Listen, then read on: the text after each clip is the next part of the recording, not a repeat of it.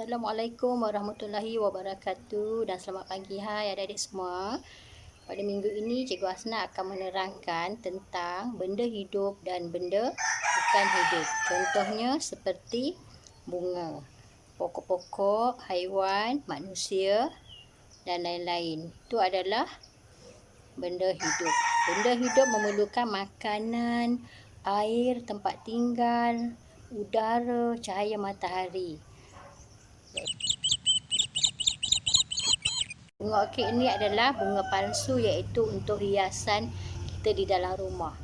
Pokok orkid ini tidak perlu kita tanam, siram dan letak pada cahaya matahari kerana ia adalah jenis hiasan di dalam rumah. Kita boleh letak di dalam rumah, tidak perlu kenakan cahaya matahari dan disiram.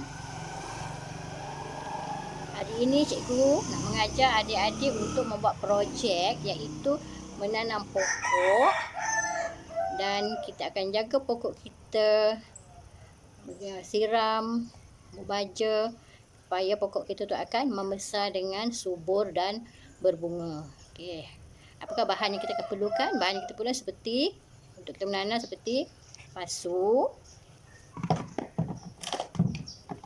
tanah,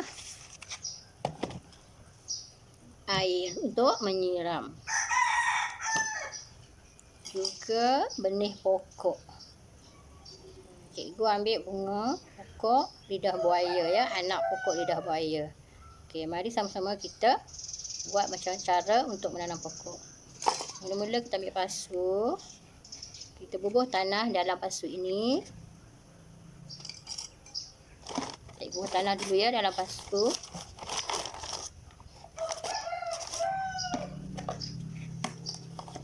Okey, kita dah bubuh tanah dalam pasu.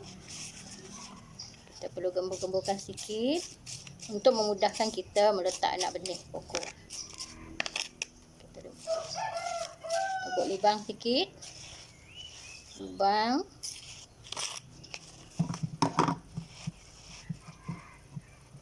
Ambil anak benih. Cikgu ambil lidah buaya, ya, anak benih lidah buaya. Masukkan dalam pasu.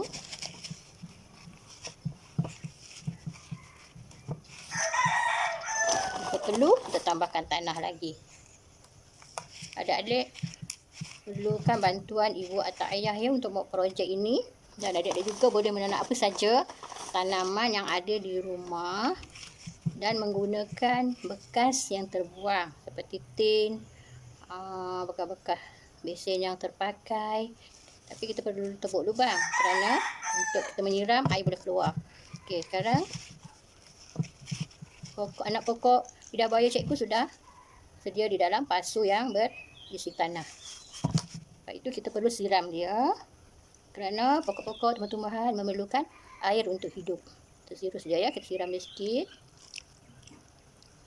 Dan kita akan letakkan di tempat redup tapi yang ada cahaya matahari supaya pokok ini boleh mendapat cahaya matahari yang diperlukan untuk dia hidup. Okey. Kita akan, adik-adik perlu menjirus atau menyiram pokok ini pada setiap hari mengikut keperluan pokok besar atau kecil, ya, dan bekas dia yang sesuai. Pokok akan memerlukan cahaya matahari, air, dan juga baja untuk membesar, untuk mengeluarkan bunga atau buah dan daun yang cantik. Okey, juga harap adik-adik dapat membuat projek ini bersama ibu bapa. Okey, sekian untuk hari ini. Assalamualaikum warahmatullahi wabarakatuh.